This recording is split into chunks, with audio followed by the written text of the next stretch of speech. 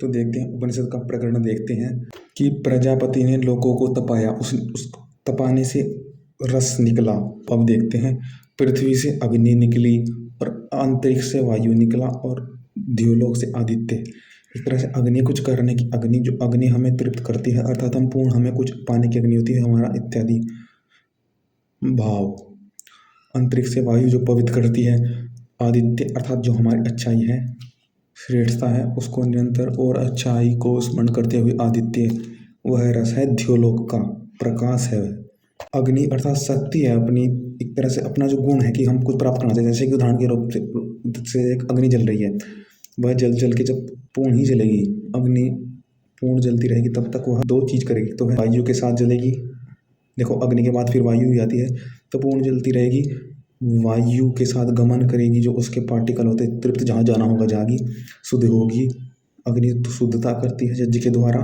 यज्ञ का ही प्रकरण चल रहा है कि प्रजापति ने यज्ञ बनाया, धरती बनाई, संसार बनाया, अब उसमें वायु शुद्ध कर रही है उस अग्नि के द्वारा।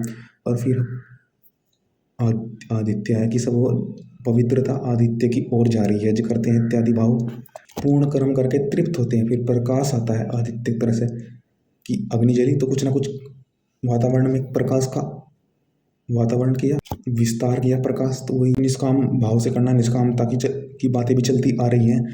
तो वही है कि जब निष्काम भाव से पूर्ण कर्म करेंगे फिर चिंता नहीं रहेगी, क्योंकि हम तृप्त हो जाएंगे। जैसे कि आदित्य तृप्त होता है, रसों को लेता है, फिर वर्षा करता है, फिर हमारा निरंतर सुख की क्रिया करता रहता है, बढ़ाता है।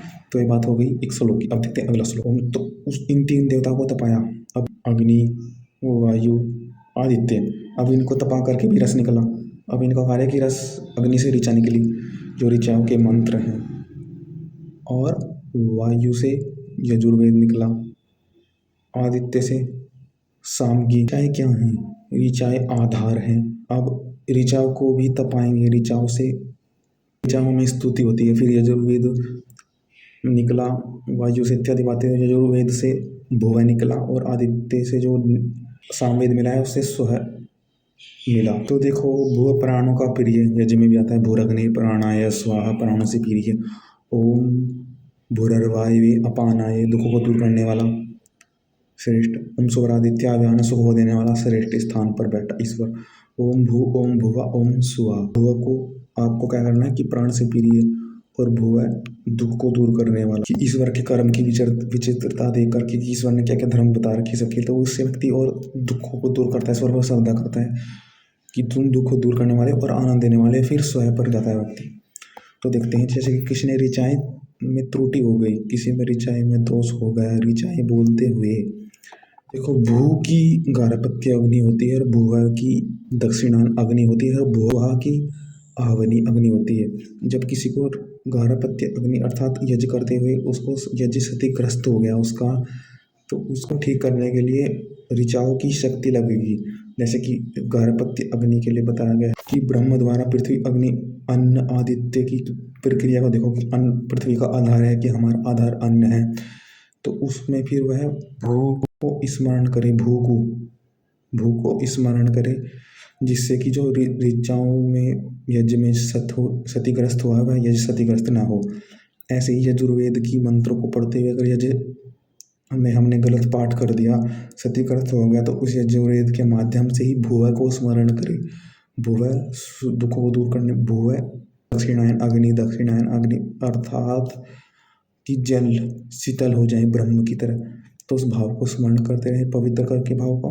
अगर ऐसे ही सामवेद पढ़ते हुए क्षतिग्रस्त हो जाए तो सुह को स्मरण करें, आनंद अर्थात तेज प्रदान करने वाला, तृप्त करने वाला, तेज सुख करने वाला ईश्वर को स्मरण करें। उसी से आपका यज्ञ फिर क्षतिग्रस्त से बच जाएगा, था सफल हो जाएगा। अगर हृदय की विशालता होगी, तेज अपने दूसरों को दे भी देंगे, अपनी सामर्थ्य का उपयोग दूसरों को भी करा देंगे, तो उससे व्यक्ति के भाव में स्वयं सुख अनुभव होगा कि मैं कर पाता हूँ।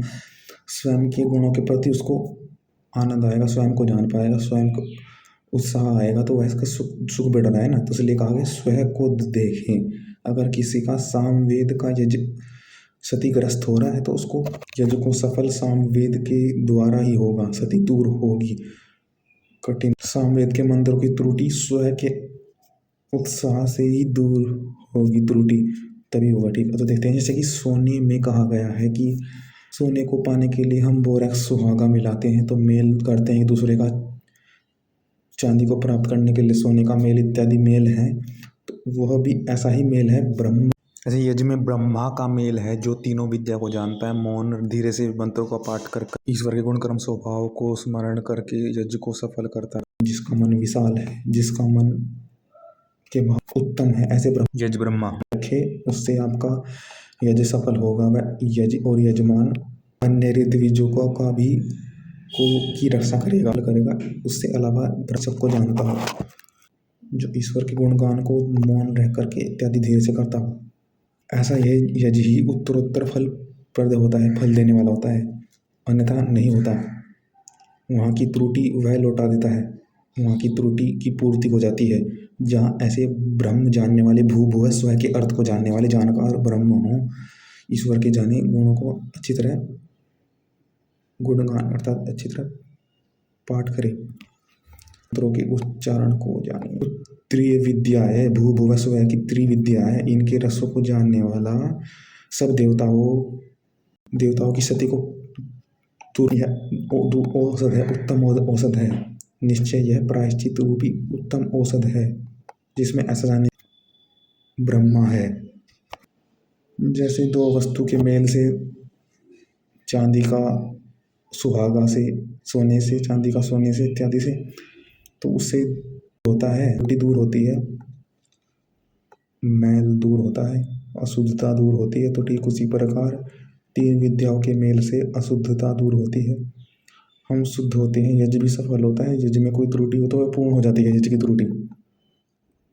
जैसे उत्तम घोड़ा ये महारथी की रक्षा करता है, अपने मालिक की रक्षा करता है, योद्धा की रक्षा करता है, तो ठीक उसी प्रकार उत्तम मननशील ऋत्विज ब्रह्मा यज्ञ का अन्य सबकी रक्षा करता है।